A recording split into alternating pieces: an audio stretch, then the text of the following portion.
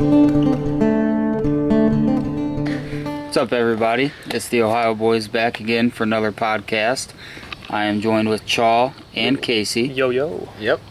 And today we are going to be talking about our public land camera placement as well as our private land camera placements and why we put them in those areas, and bait pile and food plots versus using natural funnel routes and natural browse and things of that nature.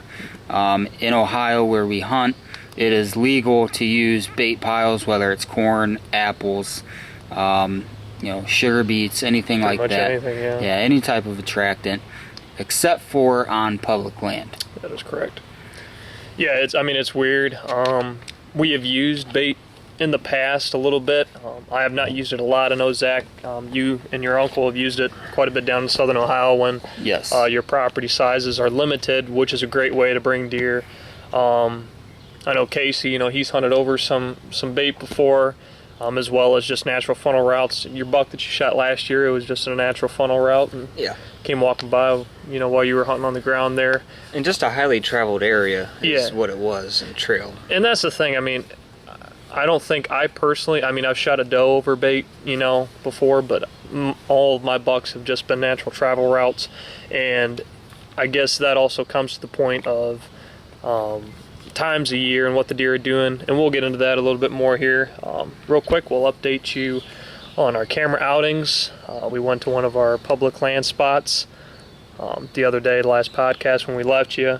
Pretty cool findings, found a lot of tracks around. We actually bumped a pretty good sized buck. Yeah, as soon as we got up on a ridge where last year, the few times that we hunted it, which Chaw and his girlfriend Natalie hunted it more than me and Casey did, but they saw a lot of deer running this ridge line. Mm-hmm. And that's one of the first places that we came up to, and there was a buck bedded right there. Yep. And he was decent.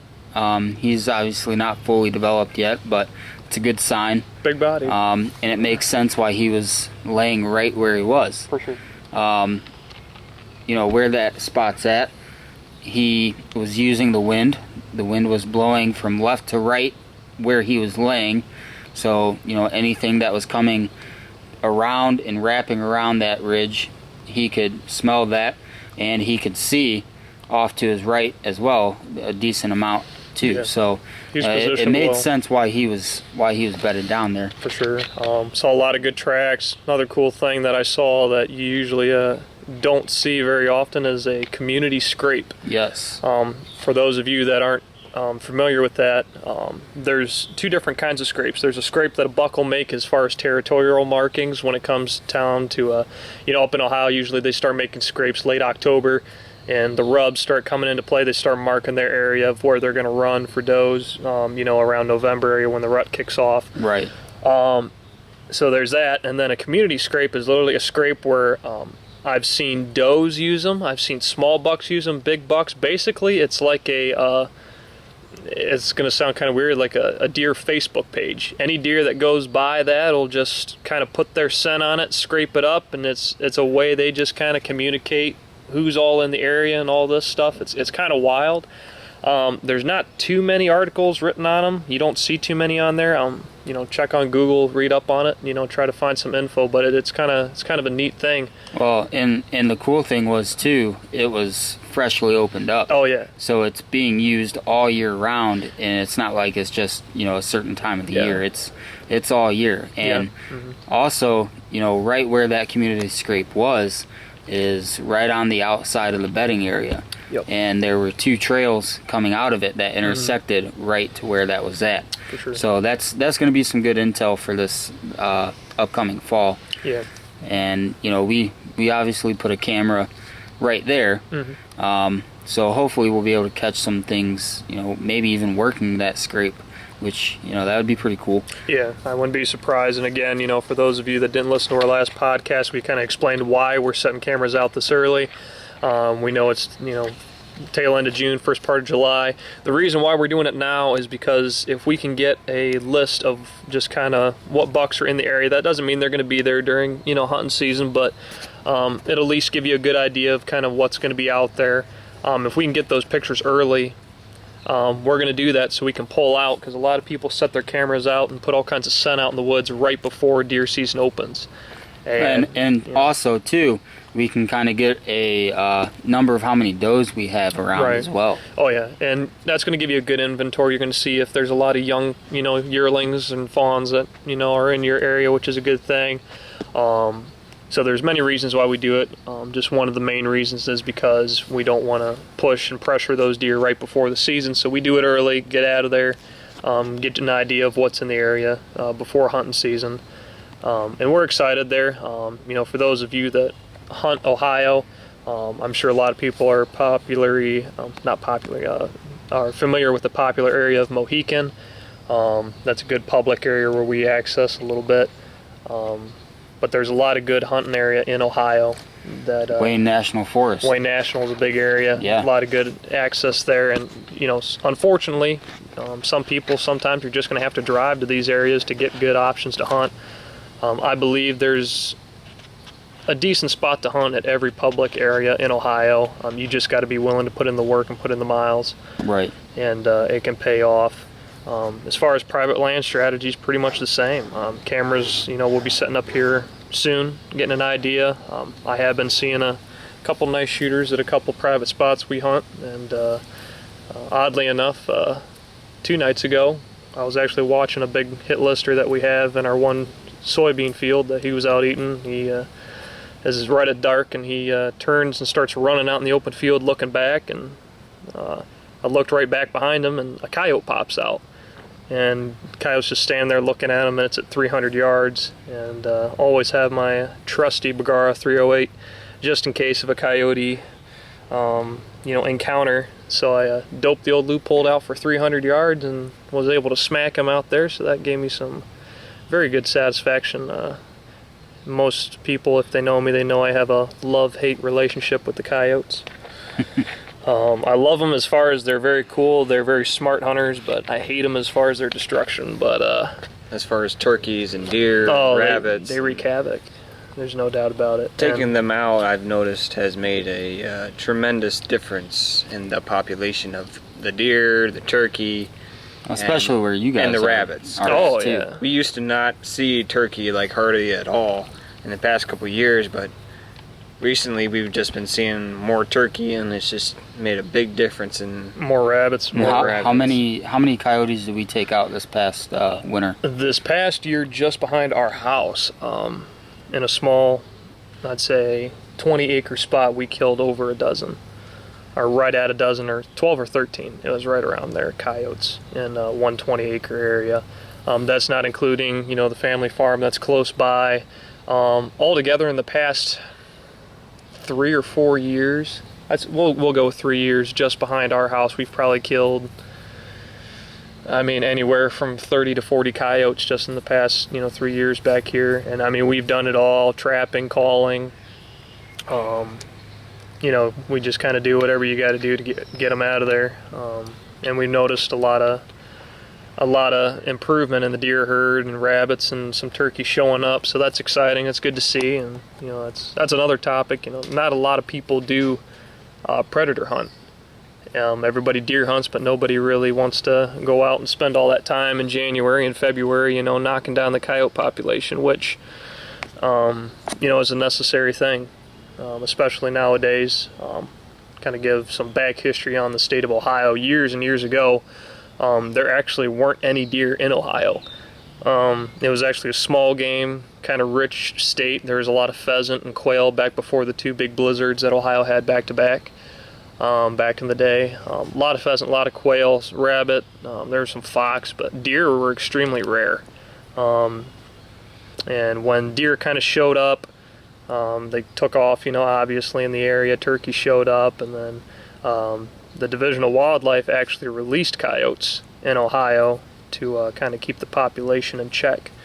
And I mean, that's all well and good, but you know, I think everybody can attest that they have felt the presence of the expansion of the coyotes in their areas everywhere in Ohio. I mean, everywhere you hunt in Ohio, there's going to be a coyote on that property. I can guarantee that. Don't see a lot of fox anymore. Unfortunately, we don't hunt fox too much, but it's definitely a big deal that we try to emphasize on is predator management. At all times of the year, we're kind of opportunists. You see a coyote, and you just try to drop it, if it presents itself. So, but other than that, we've had some pretty good, sightings so far. Some good up and comers this year, and we're pretty excited to see what happens here in the future. So let's get back to the public land camera placement. So obviously, a little bit earlier we talked about one of the cameras and why we put it in that spot. Mm-hmm. We put out 2 more cameras, and I know the one we put out was actually on the ridge that we were talking about where the buck was bedded. Yep. We figured since they like to use that ridge so much, they do, and there's quite a bit of trails that wrap around the ridge that come from one side all the way across to the other. Mm-hmm. And we found a couple good trails that intersected, and we put a camera there. So that's where that's at, is basically in between a crop field and a big oak flat. And when I say big oak flat, it's a pretty decent size. Lots of oak trees. Yeah. This past fall there was a lot that fell. Yeah, we and had a good there's crop. Still scraping the ground looking for what's left from last year, it seems like. Oh yeah. Maybe the squirrels, but it looked like some big opened areas where they were looking for those last couple nuts that fell. Yep, for sure. Now, and you like that spot. I do. I like ridge tops because, like I said, primarily we hunt the rut for big bucks. Casey, he's experienced here over the years.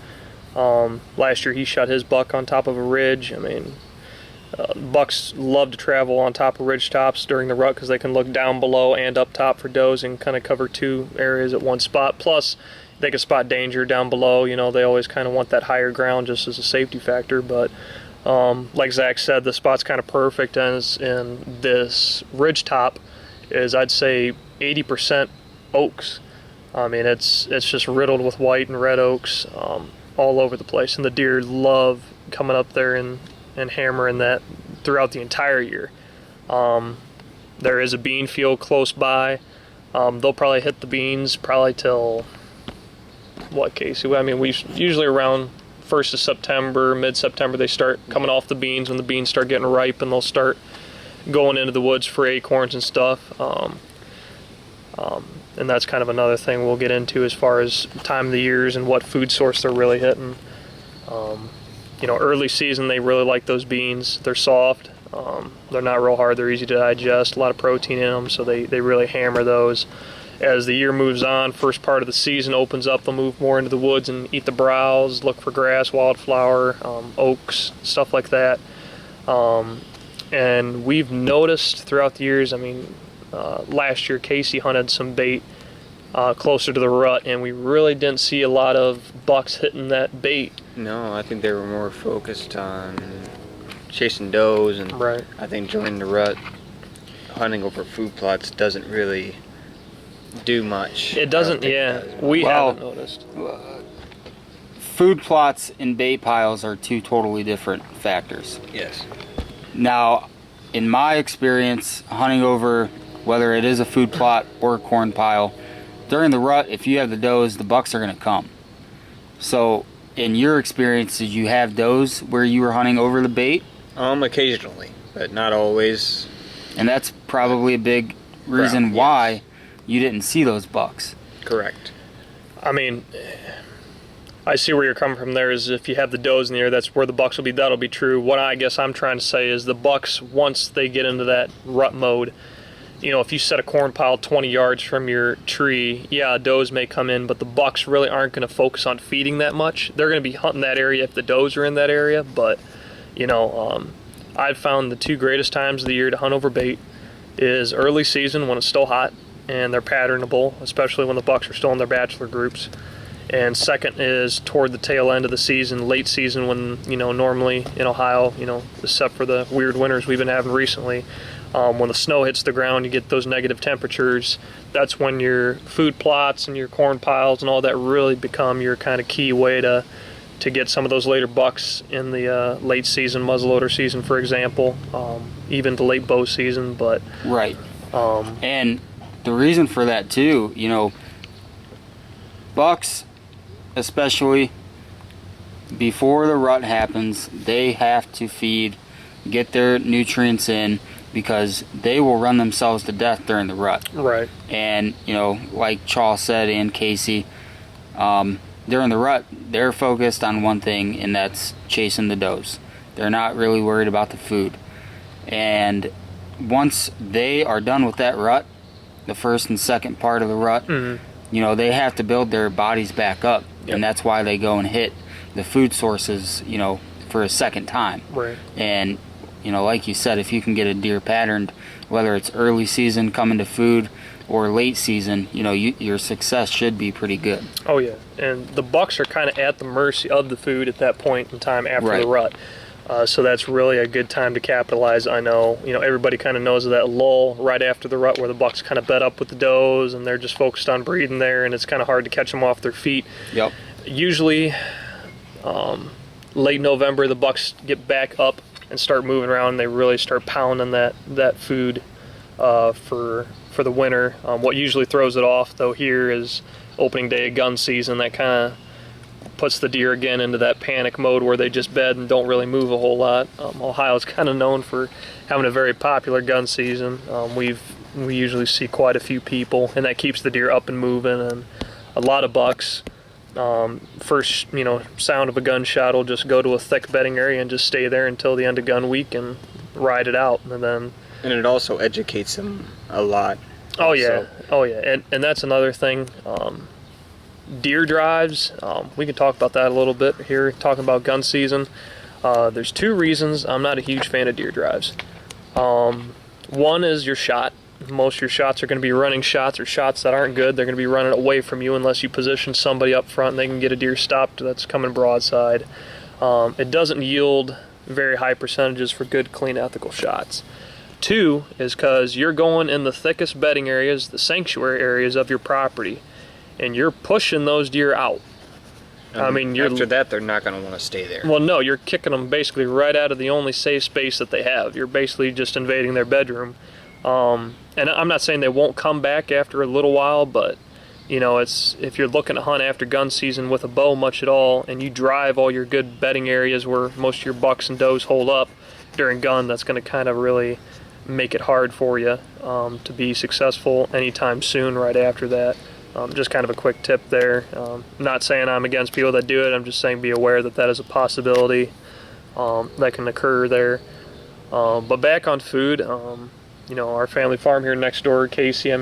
We've Casey's seen the fruits of our labor over there, helping the family over there with that farm. The deer right now are really pounding some sweet clover and alfalfa that we planted. They're loving that. Corn, I don't know if a lot of people are aware of this. It's kind of a good informational thing for any landowners or people that have private land that they have year-to-year access to. There are programs out there that you can actually sign up for that'll give you free, and that is great. It is free field corn that you can plant in your hunting areas for the wildlife. You can't harvest it and sell it. You can chop it and lay it on the ground, but basically if you just agree that you're not going to do anything with it and you'll just leave it 100% for the wildlife, you can actually find these programs that'll give you free field corn to plant for deer and turkey and all kinds of other wildlife, which is a cool thing. Yeah, I never knew about that. Me neither, yeah. Your uncle got in touch with somebody this year, and actually he planted, 5 acres of corn? No, we have 5 acres of food plot. He only planted, I think, 1.5 acres or 2 acres, somewhere like that this year. Just kind of seeing how it went. The corn's doing great, but it was really sweet, just a nice program that they set up, and just something you landowners can be aware of. There are programs out there if you're looking to really improve your private property that you can sign up for and get free seed for food plots and all kinds of stuff that are really going to help your deer hunting throughout the season. So just kind of a cool mention there. So since we're on, bait piles, food plots, stuff like that, let's touch base on bait piles and food plots versus hunting natural funnels, natural browse, stuff like that.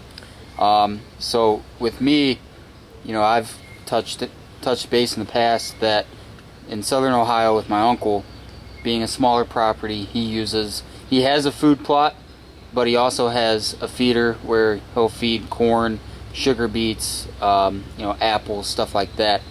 And that's basically how he hunts. There's not very many places on his property where he could use it for natural browse and stuff like that, just because it's a smaller piece of property. So he does what he can to try to keep the deer onto his property as much as possible. Right. Obviously on state land and public land, you're not allowed to bait, so we have to adapt and learn what the deer are doing and how to hunt them from there. So, obviously we've used corn piles, but like you said earlier, we only use them during early season and then in late season. Right. And we had success at one of the spots that we have where we shot that big doe. So what's your guys' intake on bait piles and food plots versus using natural funnels, corridors, stuff like that? I think food plots and bait piles can give the deer assurance that there's going to be consistent food there. Like it's always going to be there. It's always something that they always can come to right off, and I think it's an attractive thing for them to always have in their head right there. So I think that's one of the reasons why I think that that's a good idea to have. It is. I'm kind of on the fence about it. I mean, I've used both things. It really just depends on the property. Like Casey said, if you have a property that has mostly maple trees and elm and stuff like that, stuff that the deer can't really eat and browse off the natural stuff there, well, then you're going to have a need to provide some nutrients for them if you're going to hold deer there year round. Like Casey said, if the deer kind of know there's a certain area where they can always get food, that's definitely going to help you. So I would say it depends. Our one spot, like we talked about, that has that oak flat, there's really no need to bait because you have. If there was, if it was legal to, right. There's no need to. No. There's so much food supplies, around there with the private fields. Yep.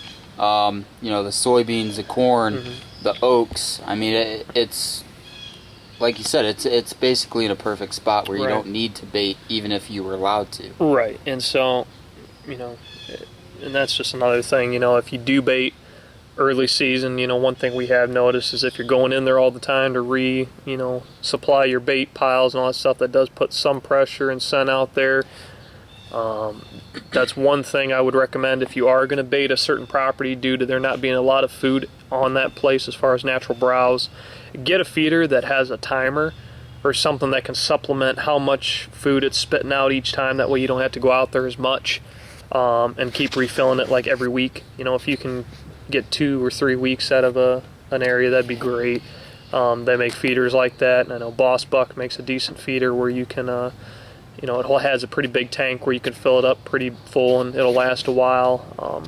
There's some other feeder companies out there that have timers on there that you can set it at a certain time, morning and evening, that it'll spit out corn, which is another good thing. If we've run into the issue of if you just throw a bag of corn on the ground, they can hammer it all night long and then not hit it during the day. And a lot of times that'll make them nocturnal too. It does. So if you have a timer on your feeder where it only spits it out, say in daylight, first part of the morning or in the afternoon or whatever, and that they can't get it 24/7 throughout the night, that's also going to help your odds of getting some deer in during daylight when it comes to hunting over bait. And sometimes too, like I've noticed down at my uncle's, it's almost like he has the deer trained.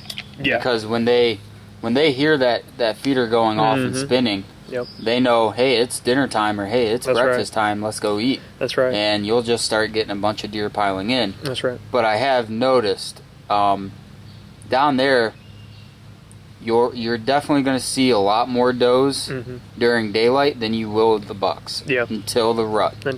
And like I touched on earlier, down there, during the rut, the does are going to come to the feeder. That's their natural pattern. That's, like I said, they're basically trained. And that's when the bucks will start coming during daylight. Yep. But a lot of times down there in the early season, you know, the bucks will just come right at night. Yeah, it's tough. It really is tough. You know, Casey, I'll let him talk a little bit about this one property. He was hunting a lot last year that had a lot of does on the property, and you know, a decent number of bucks that, you know, we had on camera that were all nocturnal for the most part. You know, but he did not see a lot of big shooter bucks there, even around the rut during daylight.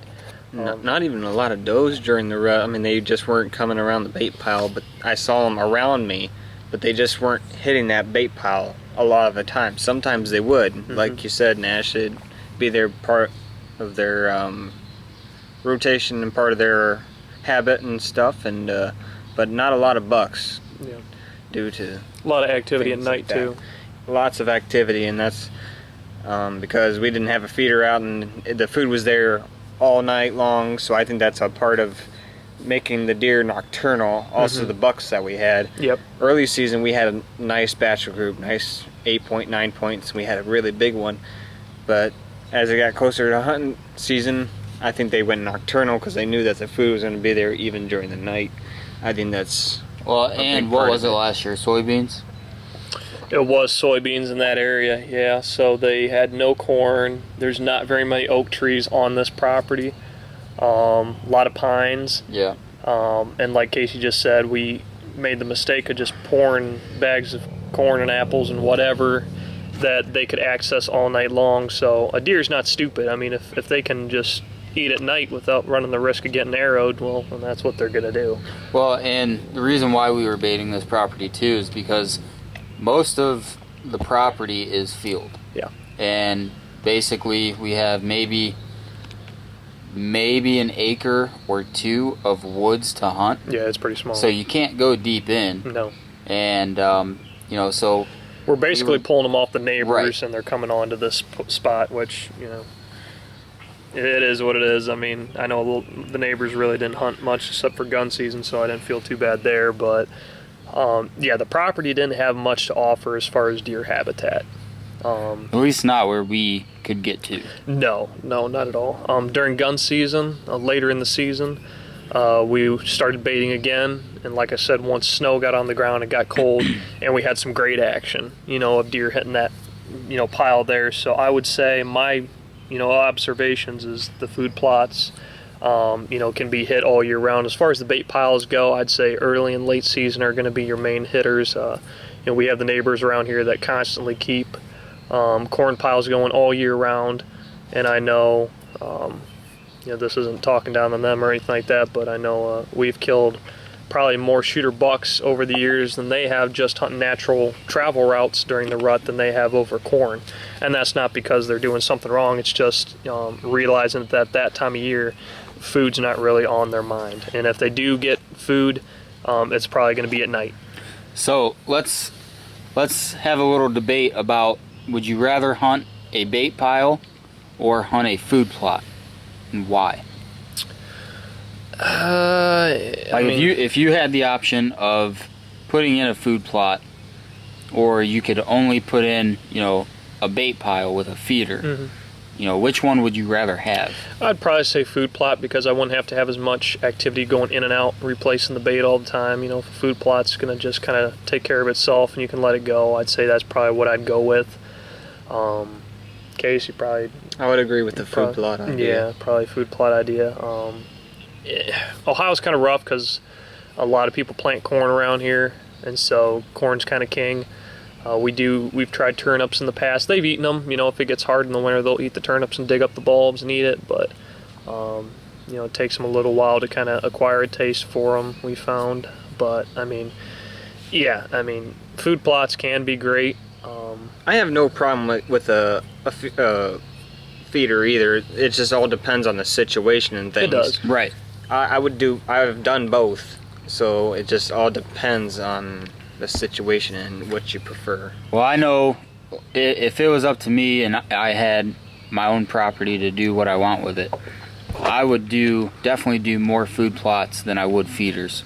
And the reason why, like you said, you know, you don't have to intrude in that area as often. Right. You don't have to replenish the stock. Mm-hmm. And you watch all these guys on TV, whether it's the Drury Outdoors or Lee and Tiffany. Bone collector guys. Well, the bone collector They guys. use both. They do use both, Yeah. and obviously they travel to more states than they have Right. their own properties to hunt. Sure. But, you know, with the Drury Outdoors and Lee and Tiffany, that's all they do is food plots. Mm-hmm. They're not allowed to bait where they're at. Right. And if you play it smart and you have the land to manage it like they do, Mm-hmm. food plots are probably the best thing that you can have, For sure. because you see all of them, you know, their TV shows, they see 20 deer every night during daylight.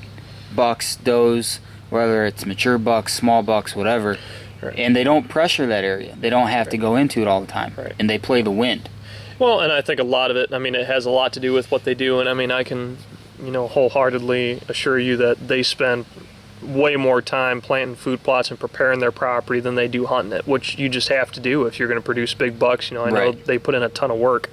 So that comes into what state they're at, what the surrounding area is like. You know, they're in Iowa, several hundred acres. I mean, that's kind of the dream situation for everybody that Right. not everybody has access to. But when it comes right down to it, you just got to walk your property, assess it. I would encourage people, you know, that are considering, hey, you know, what are we going to do? We're going to do food plots. We're going to do bait.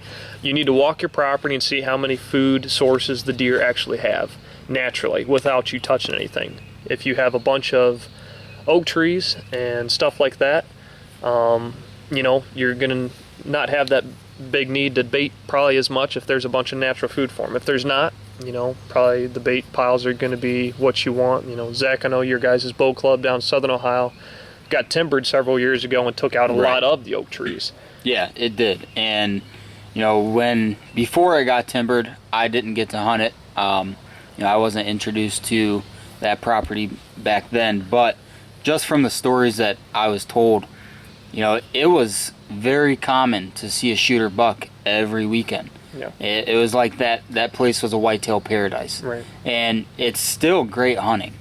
It's just very thick. Yep. So they have a bunch of cover, and now, you know, we put out more corn now than they used to. Mm-hmm. And I'm not even sure if they used to put any bait out. Yeah. But, you know, we've had some success on bait piles down there.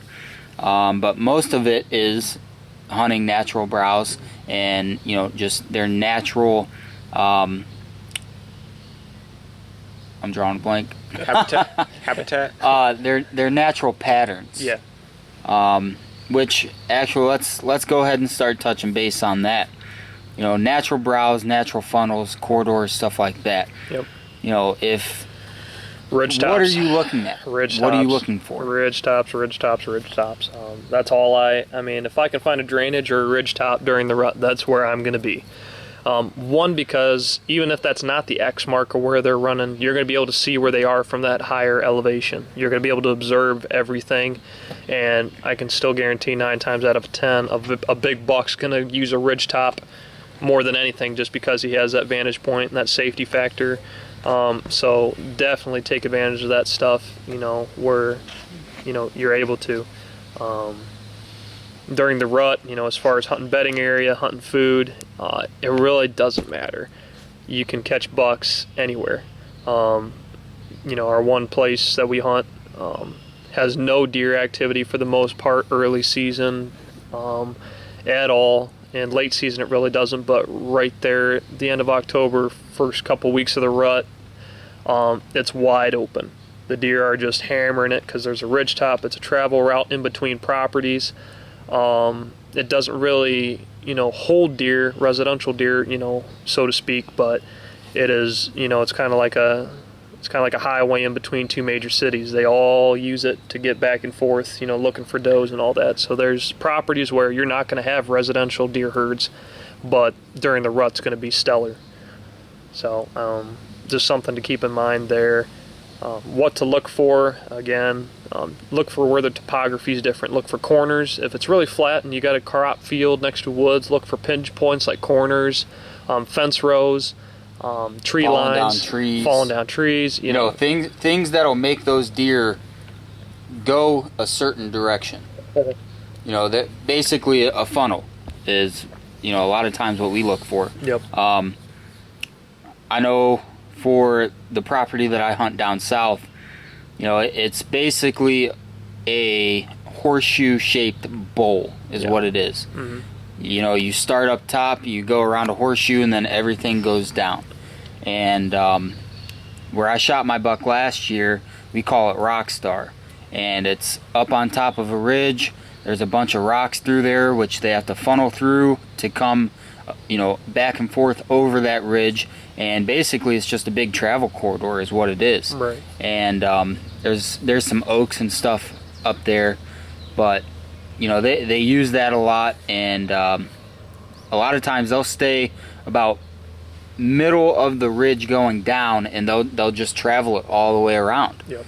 And you know, they can see up, they can see down, so you know, it's almost perfect for them for their safety, basically. Yep. For sure. But you know, I think we can just all agree you gotta walk your property and assess what And you learn got. Learn it. You gotta find out what you got to offer as far as deer, food and cover and all that good stuff.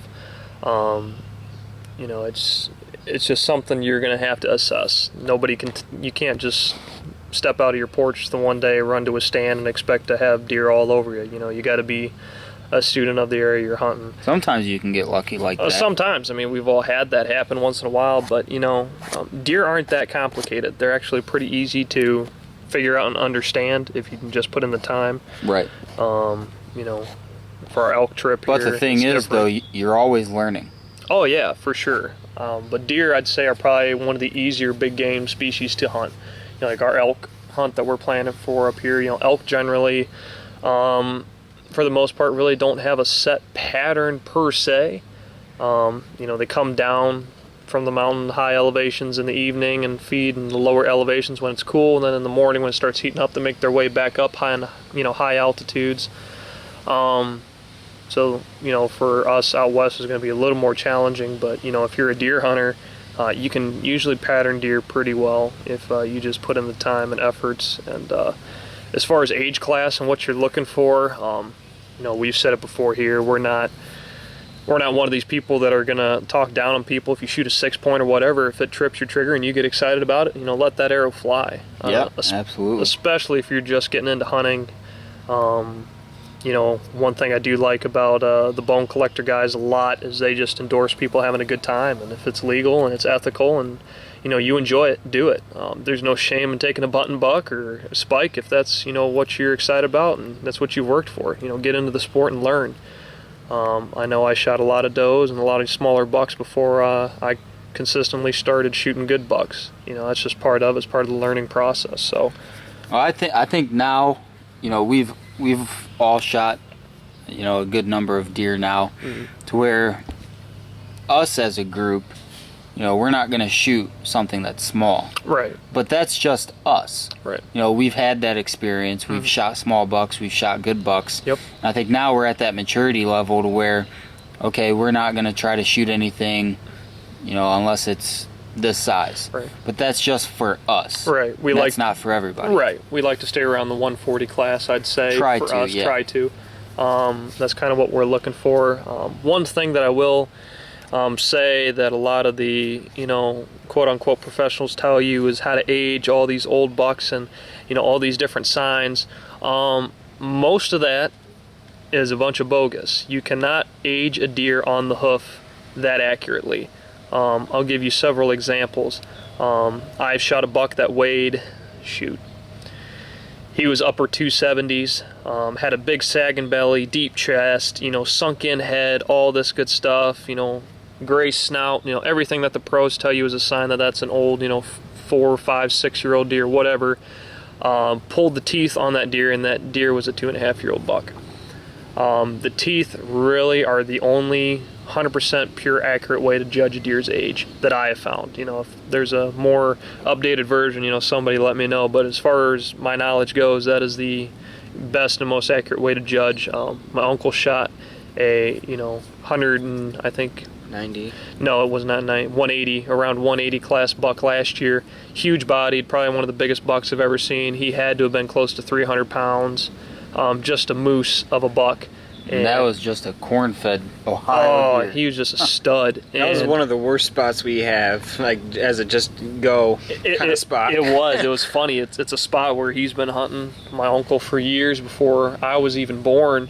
So he's been hunting it 20 plus years and never has shot anything like that out there. You know, it's kind of a doe spot. You know, you just kind of go there to fill the freezer and get a couple freezer queens. It's basically just a small rectangle patch of woods. Yeah, you can see from end to end. It's what, maybe 200 yards long? If that. I mean, it's 100 yards wide, maybe. And it's only good when there's corn planted around it. You know, it's usually when it's just soybeans, you usually don't see hardly anything. But ironically, he set a camera out in the summertime, got a big buck on camera, but it was kind of running past the camera. It was just a blur of bone and body. Couldn't really tell what it was. And he ended up going out there, had a button buck come out. This was mid-October, late October, before the rut, and this button buck comes out, and then here comes just a brute of a buck behind him. Ended up being, what was it, 19 points or something like that, 20-something points. It was 21. I think it was 21. It was a huge buck. Craziest deer I've ever seen. Craziest non-typical I've ever seen in my life. And that buck ended up coming out and he shot him at 25 yards, and we ended up finding him later that night. But he was a beast, and everybody would have swore that buck had to have been 6-7 years old. Right. Took it to the taxidermist. He pulled 3. Yeah, he was 2.5, 3 years old. That's it. He was just a giant buck with great genetics. And I mean, you can look at the charts, you can tell that, and it matched 2.5-year-old deer more than likely. And that buck was a miniature elk. I mean, he was humacious. So don't get hung up on the judge and age class and all that good stuff. It's almost impossible to do on the hoof to get a super accurate judgment. So don't, you know, put all your coins in that basket of, you know, deep chest, sagging belly, because that doesn't always mean age. Basically, if it's got a big rack or a small rack or no rack at all, but it's legal and you're happy about it, shoot it. Whatever gets you excited. You know, we try to get some, like Zach said, nicer sized bucks because of our point in life and where we're at. But that's different for us. You know, it's not like that for everybody. And we put in a lot of time. Like right now, we're checking soybean fields because that's what they're hitting at nights, and we're kind of getting inventory, glassing a lot from trucks and stuff like that, kind of figuring out what's in the area. That's a great tactic you can use. I know the hunting public guys use that a lot. Scouting is a huge part of their success stories, you know, with their public land endeavors, and a great group of hunters. They really put in the time there, you know. And I just found this out. I don't know how I just found it out, but they actually have a channel on Spotify. I'm not sure if it's on iTunes or anything like that, but they have a podcast channel on Spotify, and, you know, obviously they hunt majority of public land, and they are very smart. Oh yeah. So if you guys, you know, want more in-depth information or anything like that, especially about public type Right. hunting, because we don't do a lot of public hunting. Most of us is private. I mean, we do some public, but they would, you know, we're not afraid to refer people to them because they have great ideas and tactics when it comes to hunting public land. yeah. So, you know, go give them a listen, and, you know, I'm sure you'll learn a lot. I've been listening to them past week, and I've learned a tremendous amount just from, you know, listening to them. So For sure. go give them a look too, and that, you know, you guys that hunt public land a lot, you know, that might help you and point you in the right direction of what you might want to start trying out and stuff like that. So Absolutely. Real quick here, another thing I know we all kind of wanted to do. Zach just recently got some bowstrings on his bow set up today, so he's in the you know, efforts of stretching it out and getting everything ready so we can barrel shaft tune it again and get it ready before hunting season. You know, that's another thing. I know Casey's kind of in the same boat. Yeah, I haven't even got my new strings yet, so it's He time just- to get new strings. They're starting to fray, and Yep, it's notice dangerous to start shoot. Yep. Speaking of new strings, I got them from a small company called Jacked Bowstrings, I believe is the name of it. He's from down by Columbus, Ohio area. So if you guys have Facebook or anything like that, go give them a look. Very good priced. You know, they won't break the bank. He uses top of the line material. you know, and like we've said before, we go to Sportsman's Den to get all of our stuff set up, which is in Shelby, Ohio. Yep. Very great guys, very smart. And actually today we went to go get my bow, get the strings installed on him, and he had nothing but good things to say about them. Again, it's Jacked Custom Bowstrings is what it is. Like I said, go give him a look on Facebook. He also has a Instagram, very easy to work with. You know, I found him on a hunting site, or a hunting page rather, on Facebook, and started doing some research on him. Sent him a message. You can customize your strings. You know, go give him a look into it. He does great work. Like we said, Josh, the guy down at the Sportsman's Den, he's seen a ton of I don't know what you want to call it, small business bowstrings, or you know, handmade bowstrings, bad and good. I mean, right? You know. And like I said, he didn't have anything bad to say about these strings. He said they looked very well. All the timing marks were spot on. So you know, go give him a look. You know, like I said, very good priced, very good material.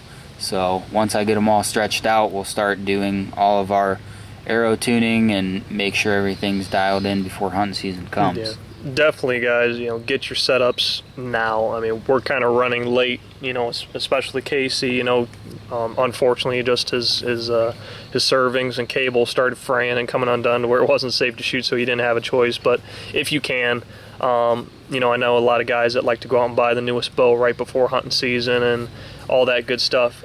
If you're going to do that, do it now. Do it in the summer. Get familiar with that bow. Get your string stretched, because you may paper tune a bow right now, right out of the box and all that good stuff, but I guarantee you it will change. It will change after a couple hundred shots of those strings stretching. And, you know, Zach's strings that he got, you know, from Jacked Custom, you know, strings and all that stuff from that company there, they come pre-stretched, but, you know, we can still tell that they are still, you know, breaking themselves in once they're put on the bow. And that's just going to happen. You can't get around that. You got to shoot the bow. You got to get it, you know, stretched and broke in. You know, it's no different than a you know, like a baseball glove or whatever. You got to break it in and get it, you know, shooting right. And then we're going to have to bare shaft tune and get it all dialed in all over again. So do yourself a favor. Do it now in the summer when hunting season's not right around the corner and there's not that much pressure. You know, if you're going to get a new bow, definitely get it now. Don't wait till right before hunting season when time's kind of a necessity, you know, a luxury and something that you don't always have. Right. So definitely do that. I'm still running my, you know, Hoyt Power Max this year. For our elk season, I shoot almost every day at 60 yards. I try to shoot, you know, 50 to 100 arrows at 60. You know, I can't talk enough about how good that bow has been to me. Casey. I've had great experience with it. Yeah. I used to shoot a Bear Cruiser, and I just, one of the more important things for me in a bow is to have a solid back wall. Mm-hmm. If it's spongy, you're going to be all over the place. And once I got this Power Max, man, that back wall is so solid. My groupings have gotten so much tighter, and it's helped my confidence a lot. I think is a big thing in archery. You got to have lots of confidence. Yeah, absolutely. I mean, I guess I'm the only one that likes to spend a lot of money on my bows. no, I mean, and that's the thing. There's so many good bows out there. Hoyt I like just because of the, you know, the Power Maxes. They have a little bit of a heavier riser. I kind of like a little bit of a heavier bow. They kind of settle in my hand a little bit better.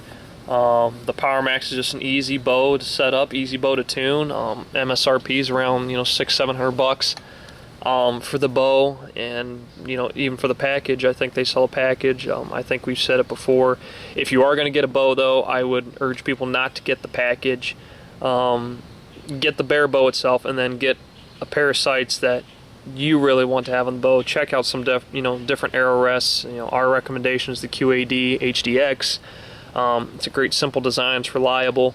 But as far as your sights and your quiver and your release and, you know, all that good stuff, really kind of customize it and get something that fits you, because the, you know, general package that they send with these bows is just usually some, you know, lower end cheap plastic sights, you know, with a cheaper rest and all. And I think At the end of the day, in a couple years, you're going to want to upgrade anyway, so why not just do it right the first time, get something that you're going to be happy with, and do yourself a favor that way. Hoyt just came out with a new,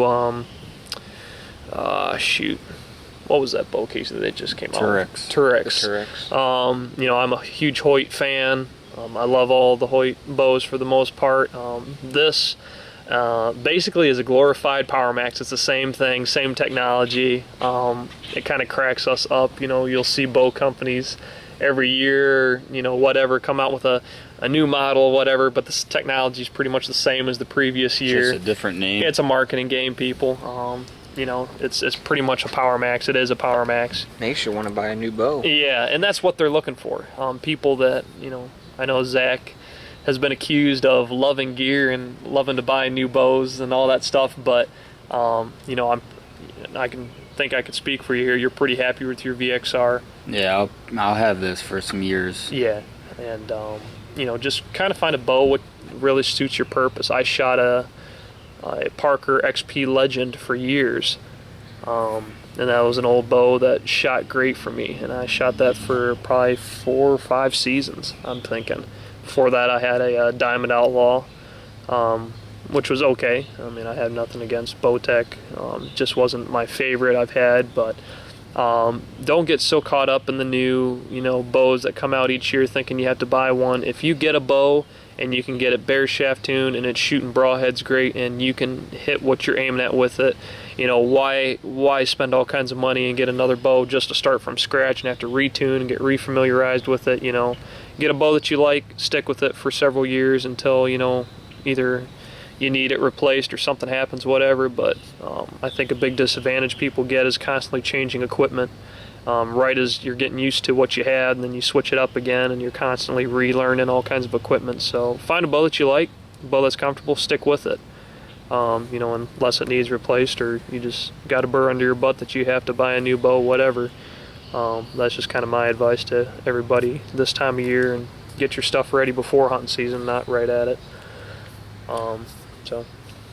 Well, guys, I think that's going to wrap up everything for today. Hope you guys enjoyed our last podcast. Hope you guys enjoyed this one. Absolutely. We appreciate the support. Hope you guys keep following along. Like we say in every video, please subscribe, comment, and like our videos. Try to get our name out there. We appreciate it more than we can explain. But I think next week we're going to try to do a waterfowl episode with our buddy Dakota. That's right. That's right. Chaw, Casey, and Dakota, they're more the waterfowl hunters. I just got into it, I believe 2 years ago. I've only killed 2 ducks, but it was luckily, 2 in 1 shot. 2 in 1 shot, which was pretty cool. You came a long way. I can shoot skeet pretty good, but when it comes to ducks, I don't see very many. So you can't shoot when you don't see very many. But. It's different. Ducks are a different animal when it comes to shotgunning. Skeet and trap are definitely different. But yeah, we're excited to bring Dakota into the subject there. I know he's got a lot of good information. He's been waterfowl hunting with his dad for years. I come, from a waterfowl background. I actually guided a little bit out of high school. Casey, he's been with me from day one, and a couple other buddies from high school that I've hunted with over the years. Hopefully we'll get to have them on the podcast as well to kind of shed some light on duck hunting and what it means to us. But yeah, we appreciate it, guys. Look forward to bringing you guys more podcasts here in the future. From all of us here at the Ohio Boys, I'm Chaw. I'm Zach. And I'm Casey. We'll talk to you guys later.